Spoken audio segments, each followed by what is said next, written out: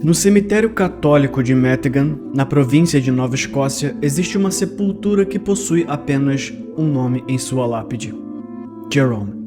Você pode visitar se quiser, mas não adianta pedir informação aos funcionários, tampouco para qualquer outra pessoa que já tenha visto o homem que foi enterrado ali, já que esse é um dos maiores mistérios do Canadá.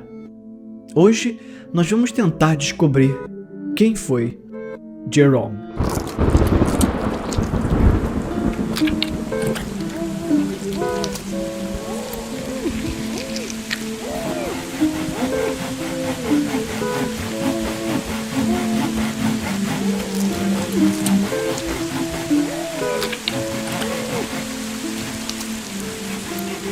Era 8 de setembro de 1863, no Canadá, mais especificamente na cidade de Sandy Cove, na província de Nova Escócia.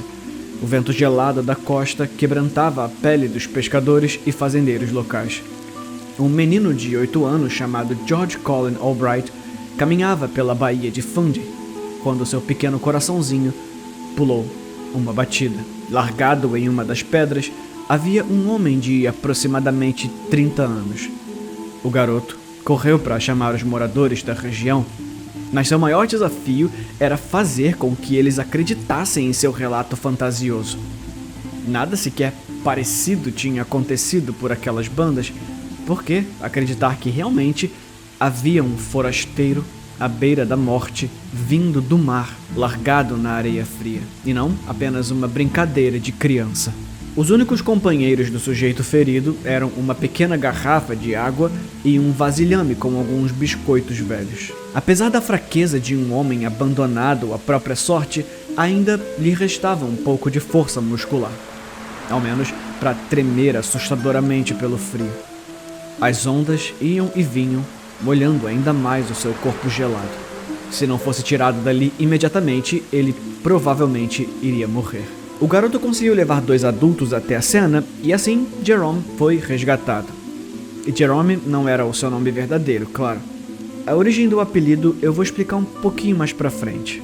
Quando o rapaz em estado de choque pela hipotermia foi levado para a residência da família Albright, nenhuma tentativa de comunicação pareceu render frutos. Ofereceram bebidas quentes para que ele se protegesse de todo o frio que tinha passado, e ele aceitou em silêncio.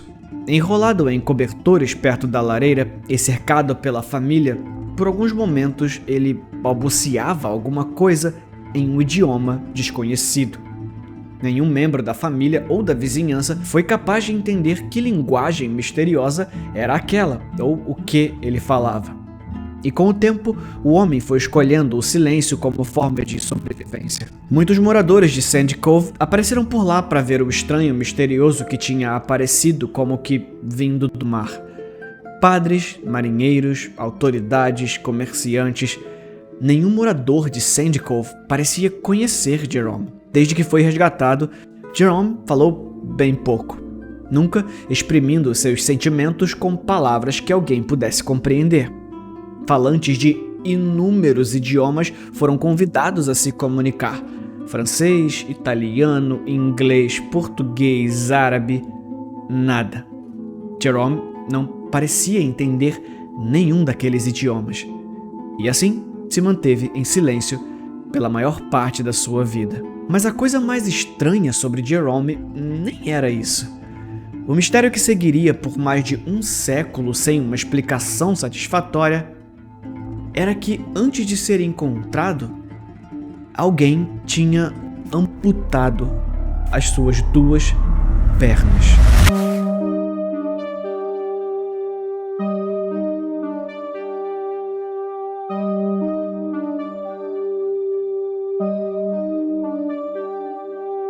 Os cortes tinham sido feitos um pouco acima dos joelhos, removendo as 2 pernas. E tinha sido uma cirurgia recente. Os pontos embaixo das bandagens não estavam nem perto de cicatrizar por completo. O médico que o examinou afirmou que aquilo não tinha sido um acidente ou algum tipo de mutilação por força. A pessoa que arrancou as pernas de Jerome provavelmente era um cirurgião muito bem treinado para isso. mas não conseguiram encontrar vestígios do que poderia ter motivado o procedimento. Será que alguém tinha amputado suas pernas por uma razão médica?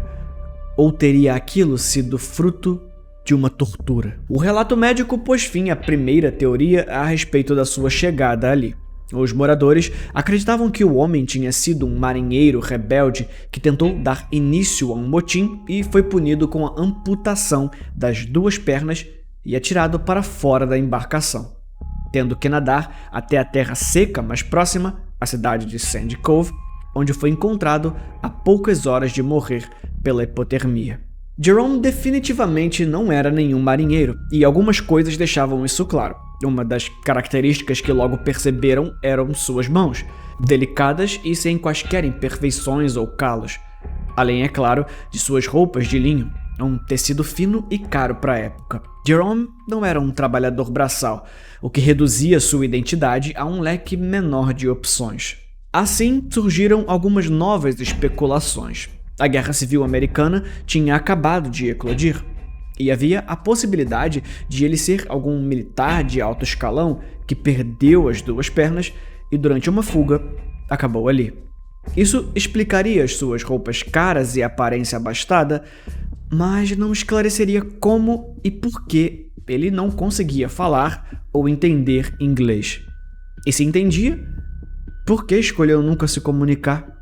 Talvez Jerome tivesse sido parte da família real de algum país europeu ou algo do tipo, e por alguma questão política, familiar, social ou sabe-se lá o que, mutilaram e o deixaram para morrer.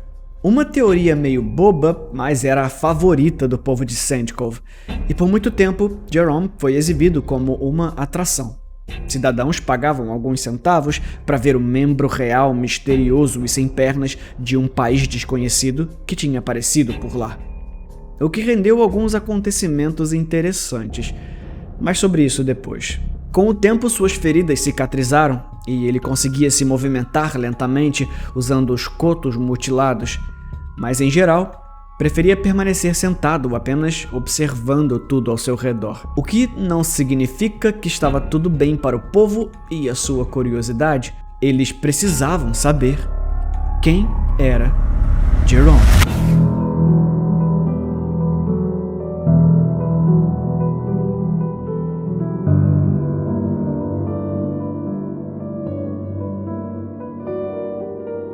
Jerome era um homem cordial e muito educado. Os relatos são de que costumava se sentir constrangido quando lhe era oferecido dinheiro, mas aceitava comida e bebida, assim como aceitava doces e tabaco. Recusava contato direto o quanto podia e preferia ser deixado sozinho. Ele adorava crianças e principalmente observá-las brincando. Parecia ter medo de estranhos e alguns relatam tê-lo visto rosnar para aqueles que o importunassem e insistissem na tentativa de comunicação quando ele claramente não estava afim. Depois de ser encontrado pelo menino George Cullen, Jerome foi adotado pela família Albright, um homem adulto e que não seria capaz de cuidar de si mesmo, mais uma boca para alimentar. O custo de tê-lo em casa rapidamente passou a ser alto demais para aquela família. De qualquer forma, Jerome tinha dificuldades em permanecer em um lar. Em pouco tempo, ele foi transferido para uma comunidade vizinha chamada Mink Cove, para a residência da família Gidney, donos da Gidney Bros, exportadores de peixe, e lá ficou até fevereiro de 1864. A família Gidney teve mais tempo para conviver com Jerome e diziam que o homem parecia ser italiano e talvez devesse ir morar com alguém que entendesse melhor. Nesse meio tempo, o governo da Nova Escócia aprovou uma medida emergencial, o valor de $2 semanais como uma pensão para aquele que ficasse responsável por cuidar do homem. Apenas por comparação, levando em conta a inflação, esse valor hoje se aproximaria de uns $42 semanais, ou uns $170 mensais. Assim, com o apoio da igreja, afinal, segundo o padre, um homem bem apessoado, apesar de sua deficiência, só podia ser católico. O desconhecido foi transferido mais uma vez para a comunidade de Metegan, agora para morar com Jean-Nicolas, que tinha nascido em Córcega, uma ilha francesa que fica a oeste da Itália. Jean Nicolas, ex-combatente na Guerra da Crimeia, era conhecido por duas coisas: por ser um homem bruto e ignorante que sequer sabia ler e escrever, mas também que, devido ao seu passado, era fluente em pelo menos 7 idiomas. Foi ali, inclusive, que, entre algumas tentativas de balbuciar algo, o nosso estranho misterioso teria dito Jérôme, a única palavra que Jean Nicolas conseguiu entender. Foi assim que encontraram um nome para chamar o forasteiro. Jean Nicolas era casado com Juliette Comeau, uma ex-freira. Juliette conviveu por menos de um ano com Jérôme, morrendo em janeiro de 1865 de tuberculose. Estranhamente, em agosto do mesmo ano, Jean Nicolas se casou com a sua irmã, Victoire Comeau. A mulher também viria a morrer de tuberculose em 1870, fazendo com que Jean Nicolas largasse tudo o que construíra no Canadá e voltasse para a Europa. Jérôme agora era oficialmente responsabilidade da família Comeau, sendo cuidado por Didier Comeau, irmão mais novo de Juliette e Victoire, e também por sua esposa Elisabeth Comeau. Juntos, o casal teve pelo menos 13 filhos que conviveram em harmonia pelos 42 anos seguintes em que a família cuidou de Jérôme. Em 1902, o Didier faleceu e Elisabeth continuou a cuidar do homem. Ela também pediu que os filhos, agora crescidos e adultos, voltassem para a casa onde tinham sido criados para ajudá-la a cuidar do homem misterioso. Assim, os filhos fizeram, retornando à casa. Jérôme continuava com o mesmo silêncio e a falta das pernas o impedia de se tornar um membro produtivo, sendo deixado assim sozinho, como parecia gostar. O seu dia a dia era descrito apenas como acordar, olhar pela janela, se sentar perto da lareira, comer com a família e voltar para o seu quarto. Décadas nessa mesma rotina, sem nunca explicar de onde veio, sem nunca pedir ou opinar em nada.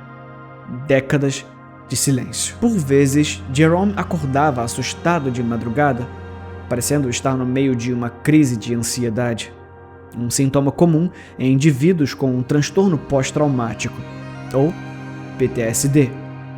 Nas vezes em que não conseguia voltar a dormir, a família podia ouvi-lo cantarolando perfeitamente uma canção em alguma língua desconhecida que nunca foi identificada. No tempo em que foi exibido como uma atração em Sandy Cove, Jérôme recebeu uma visita no mínimo peculiar. Duas mulheres muito bem apessoadas se aproximaram da casa dos Albright e insistiram que precisavam falar com Jérôme em privado. Com a taxa de entrada paga, a família permitiu. As mulheres entraram e conversaram baixinho com Jérôme. Algum tempo depois, se aproximaram dos membros da família e disseram: "Ele tá bem aqui. Deixa ele." E assim, se foram. E nunca mais foram vistas. Jérôme faleceu em 15 de abril de 1912. E hoje, há quase 109 anos depois da sua morte, o mistério permanece. Ou pelo menos parte dele, porque existem algumas teorias que explicam toda a história. O homem conhecido como Jérôme provavelmente chegou ali de uma forma bem estranha.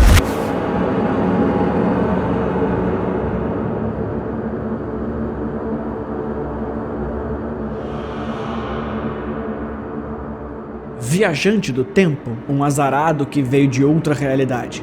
Um habitante de Atlântida que perdeu as pernas. Existem alguns indícios de que a sua dificuldade em se comunicar não tenha sido uma escolha, mas resultado de uma lesão cerebral. Como eu disse, ele era capaz de se comunicar de forma primitiva com grunhidos animalescos, mas não conseguia utilizar qualquer tipo de linguagem complexa que fosse entendida por qualquer uma das pessoas que o conheceu. Ele nunca respondeu diretamente a nenhum idioma, mas a sua expressão deixava claro que ele tinha certa familiaridade com idiomas europeus, francês e italiano, por exemplo. Então, existem duas teorias interessantes sobre por que o Jérôme soava italiano. A primeira delas trata de explicar como Jérôme era um cara bem azarado. A perda de sangue por causa da cirurgia mal cuidada e a hipotermia podem ter causado uma arritmia que pode ter ajudado a agravar um AVC. Mas não foi só isso. A condição de Jérôme talvez fosse complexa demais para a época e a região onde o coitado foi parar. Olha esse vídeo de um paciente portador de afasia por uma lesão na broca cerebral.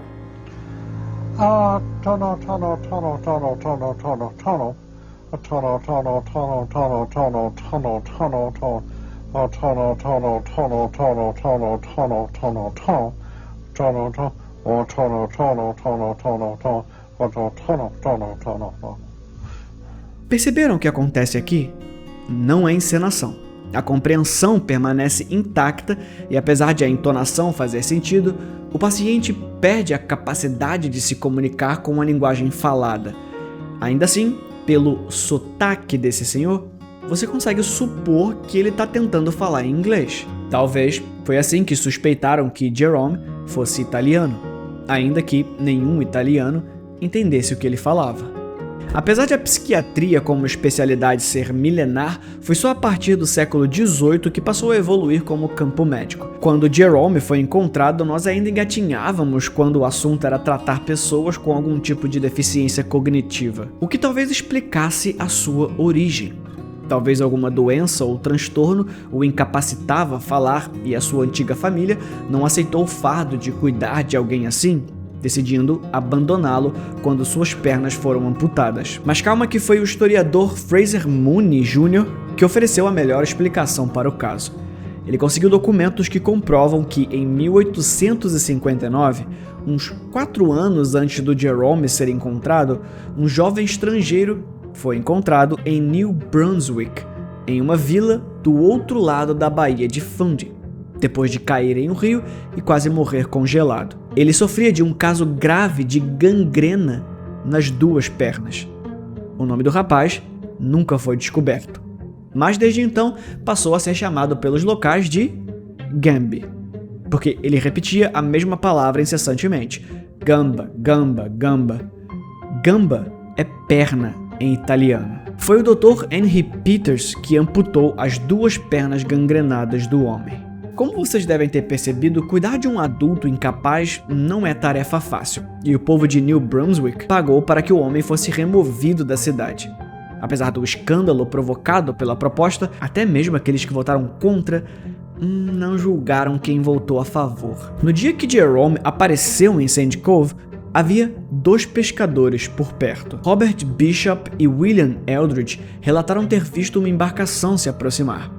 Desceram um barquinho que foi remado lentamente em direção à terra seca, mas acreditaram ser apenas pescadores e não deram muita atenção. A partir daí, ninguém sabe o que aconteceu com o Gambi.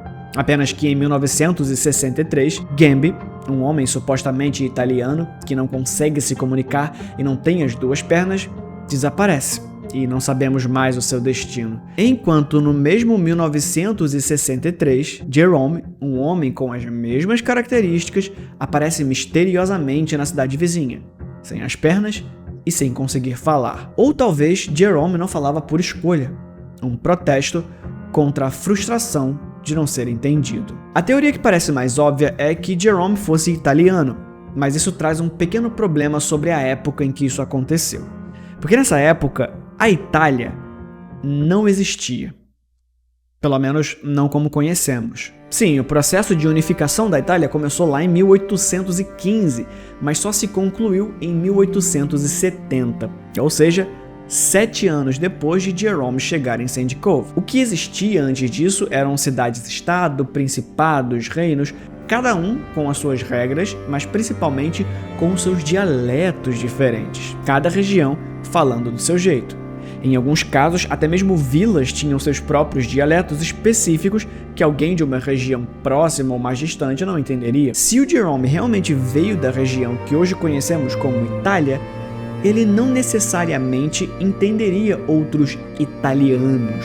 Jean Nicolas vinha de Córcega, onde se fala o idioma corsô, mas se ele encontrasse alguém de Lombardia, provavelmente não conseguiriam se entender perfeitamente. Bastava que Jerome viesse de uma região diferente e todos os italianos que o visitaram não o entenderiam. E percebendo que jamais seria entendido, talvez Jerome optou pelo silêncio até os seus mais de 70 anos. Sei lá, se eu tô num país desconhecido, onde eu não falo o idioma e não consigo me comunicar, e da última vez que eu tentei e falei, minha perna tá doendo, gente, me ajuda, minha perna tá doendo, foram lá e cortaram a minha perna, partindo do princípio de que se eu não falo o idioma, eu não estou entendendo que eles estão me explicando que precisavam amputar minha perna. Se esse fosse o cenário, eu acho que eu escolheria não falar mais também, o que também justificaria o estresse pós-traumático da amputação.